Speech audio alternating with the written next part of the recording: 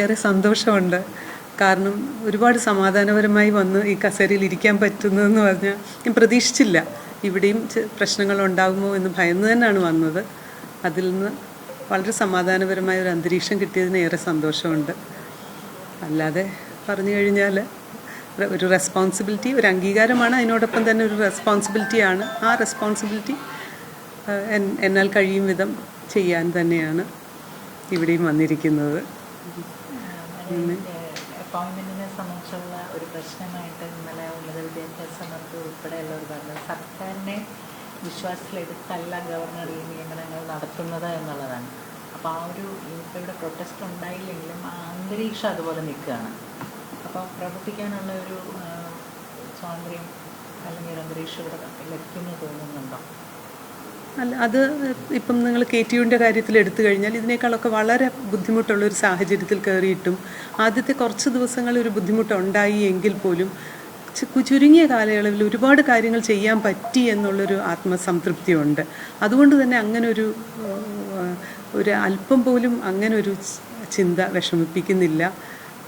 നമ്മൾ ചെയ്യണമെന്ന് കരുതി കഴിഞ്ഞാൽ ചെയ്യാൻ പറ്റും എന്ന് തന്നെയാണ് എൻ്റെ വിശ്വാസം. അത് എൻ്റെ എക്സ്പീരിയൻസിലൂടെ എനിക്ക് വന്നിട്ടുള്ളൊരു വിശ്വാസമാണ്. ഈ പ്രതിഷേധം, നിയമ നടപടികൾ, ഇതിലെല്ലാം കൂടി പോകുമ്പോൾ നമുക്ക് ഫ്രീ ആയിട്ട് പ്രവർത്തിക്കാൻ പറ്റാത്തൊരു സാഹചര്യമുണ്ടോ എന്ന് വെച്ചാൽ എപ്പോഴും ഇങ്ങനെ ഒരു പ്രശ്നത്തിൻ്റെ ഒരു അന്തരീക്ഷം നിലനിൽക്കുമ്പോഴേ അത് എപ്പോഴെങ്കിലും ദോഷമായിട്ട് തോന്നിയിട്ടുണ്ടോ? ആത്യന്തികമായിട്ട് ഇപ്പം ഗവർണറാണെങ്കിലും സർക്കാരാണെങ്കിലും ഇപ്പോൾ ഈ യൂണിവേഴ്സിറ്റിയിൽ കുട്ടികളുടെ ഒരു ഭാവി അതുകൂടി വലിയ കാര്യമാണ്. അത് എല്ലാവരും ചിന്തിക്കേണ്ട കാര്യമാണല്ലോ, അല്ലേ? ഇപ്പോൾ ഒരു പോസ്റ്റ് താൽക്കാലികമായിട്ട് ഇരിക്കുന്നത് തന്നെ കുട്ടികൾക്ക് വേണ്ടിയും ഒരു സിസ്റ്റം മുന്നോട്ട് പോകാൻ വേണ്ടിയിട്ടാണ്. അതെല്ലാവരും ചിന്തിക്കേണ്ട കാര്യമാണ്. പക്ഷേ അങ്ങനെ വരുന്ന നെഗറ്റീവായിട്ട് വരുന്ന ചിന്തകളോ അല്ലെന്നുണ്ടെങ്കിൽ പ്രവർത്തനങ്ങളോ നമ്മളെ പുറകിലോട്ട് പിന്തിരിപ്പൻ ഇതിലോട്ട് പോകാൻ ഞാനില്ല. അതൊന്നും എനിക്ക് ബാധിക്കാറേ ഇല്ലെന്നുള്ളത് തന്നെയാണ് എൻ്റെ ഒരു സ്ട്രെങ്തായിട്ട് ഞാൻ വിചാരിക്കുന്നത്. അതൊക്കെ വരും. അത് ഞാനൊരു ഈഗിളിനെയാണ് എപ്പോഴും ചിന്തിക്കുന്നത്. ഈഗിൾ പറക്കുമ്പം മുകളിലോട്ട് പറക്കും. അപ്പം താഴോട്ട് വരുന്ന സമയത്ത് കാക്കകൾ വന്ന് അതിൻ്റെ പുറത്തിരിക്കും. കാക്കകൾ ഇരിക്കുക മാത്രമല്ല, കുത്തിപ്പറിക്കുമ്പം അതിനോട് വളരെ എളുപ്പത്തിൽ പ്രതികരിക്കാൻ പറ്റും. ഈഗിള് കാക്കയേക്കാൾ വളരെ വലുതാണ്, അതിന് തിരിച്ച് പ്രതികരിക്കാം. പക്ഷേ അത് പ്രതികരിക്കാറില്ല. അത് ഉയരങ്ങളിലോട്ട് പറക്കാനേ ശ്രമിക്കാറുള്ളൂ.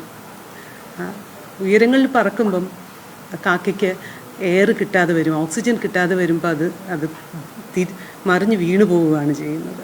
അപ്പോൾ അതുപോലെയുള്ളൂ, നമ്മളെ ആവശ്യമില്ലാത്ത കാര്യങ്ങളിൽ നമുക്ക് ഒരു നെഗറ്റിവിറ്റി വരുമ്പം അതിനോട് പ്രതികരിക്കാതെ നമുക്ക് ചെയ്യാൻ പറ്റുന്നതുമായി മുന്നോട്ട് പോകുമ്പം ആ പ്രതികരണങ്ങളും ആ നെഗറ്റിവിറ്റിയും അങ്ങ് ഇല്ലാതായി പോകും എന്നുള്ളൊരു വിശ്വാസമാണ് എനിക്കുള്ളത്. ഈ ഫിക്ഷൻ്റെ ഇടയിൽ പലതരത്തിൽ പേഴ്സണലി ബുദ്ധിമുട്ട് നേരിട്ടിട്ടുണ്ടാവും. തീർച്ചയായിട്ടും ഇപ്പോൾ വിരമിക്കൽ ആനുകൂല്യങ്ങളടക്കം ഇപ്പോഴും എങ്ങും എത്തിയിട്ടില്ലാത്തൊരവസ്ഥയുണ്ട്.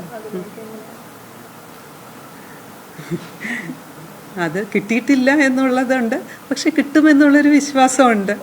അതുകൊണ്ട് അതത്ര വലിയ കാര്യമായിട്ട് ബാധിച്ചോ എന്ന് ചോദിച്ചു കഴിഞ്ഞാൽ ഇല്ല തന്നെ. യൂണിവേഴ്സിറ്റികളുടെയും കുട്ടികളുടെ ഭാവി സംബന്ധിച്ചും ഇതിൻ്റെ തുടർ നടത്തിപ്പ് സംബന്ധിച്ചും ഒക്കെ നോക്കുമ്പം ഇതെല്ലാം ഇങ്ങനൊരു സംഘർഷങ്ങളില്ലാതെ പോകുന്നതല്ലേ എപ്പോഴും നല്ലത്? അതെ, അല്ല, ഡിജിറ്റൽ യൂണിവേഴ്സിറ്റി സംബന്ധിച്ചിടത്തോളം എനിക്ക് തോന്നുന്നു അത് നല്ല രീതിയിൽ, ഇപ്പം ഞാൻ അതാണ് ഒരു ബ്രീഫിങ് അവിടുന്ന് രജിസ്ട്രാർ തന്നെയാണ് അദ്ദേഹം എനിക്ക് പറഞ്ഞു തന്നത്. നല്ല രീതിയിൽ പോകുന്നൊരു യൂണിവേഴ്സിറ്റിയാണ്.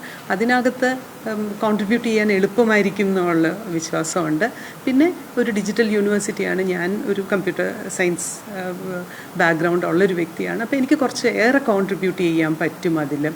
പിന്നെ ലിമിറ്റഡ് ആയിട്ടുള്ള ഒരു ആൾക്കാരേ ഉള്ളൂ. അവരെ നമുക്ക് വിശ്വാസത്തിലെടുത്ത് മുമ്പോട്ട് കൊണ്ടുപോകാൻ